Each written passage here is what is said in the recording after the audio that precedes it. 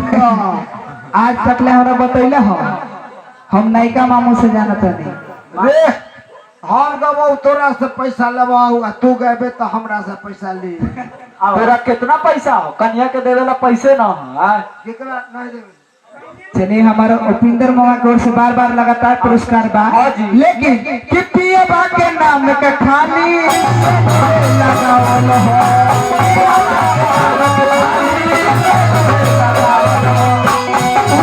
बाजार से जाके देवर के लियावल हो